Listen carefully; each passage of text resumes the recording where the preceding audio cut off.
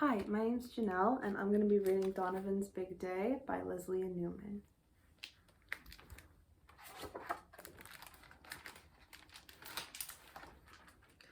When Donovan opened his eyes in the morning, he remembered that it was a very big day, and he had a very big job to do.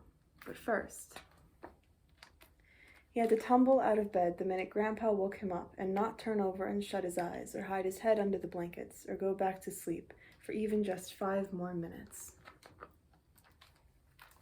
He had to race downstairs and give Sheba her breakfast and gobble up all the pancakes that Grandma served him and slurp down all the juice that Grandpa poured him and not drop his fork or spill his syrup or make any kind of fuss.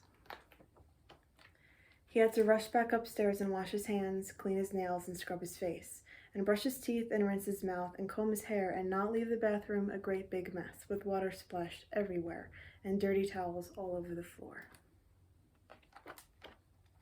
He had to zip up his new pants, button up his new shirt, slip into his new jacket, buckle on his new shoes, clip on his new tie, and stay inside and not wander off with his cousin Benjamin, or run out into the yard and let Sheba jump all over him with her big muddy paws.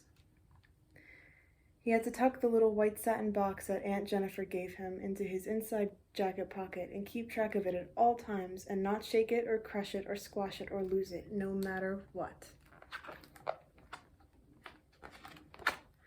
He had to fly outside the minute he heard Uncle Gregory honk the horn and climb into the big back seat of Uncle Gregory's shiny blue car and squeeze in next to his cousins and sit absolutely still without kicking his feet so his new clothes wouldn't wrinkle and his new shoes wouldn't scuff.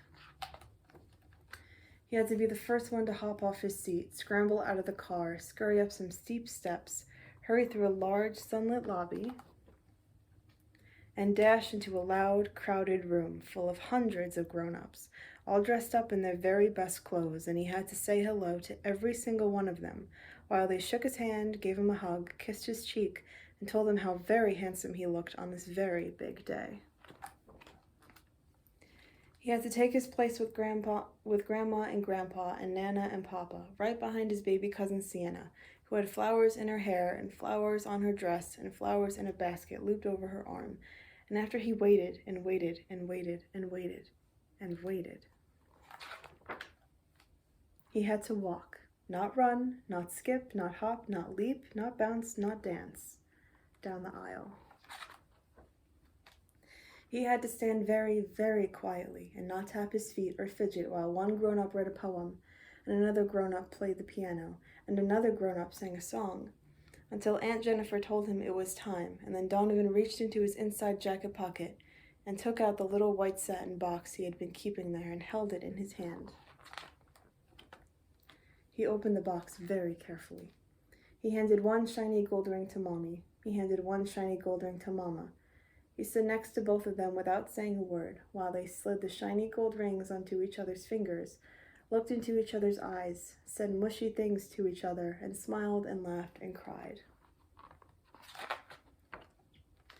When the tall grown-up in the long black robe said, "I now pronounce you wife and wife," Donovan threw his arms around his mother's while everyone clapped their hands and stamped their feet and whooped and whistled and hollered, "Hooray!"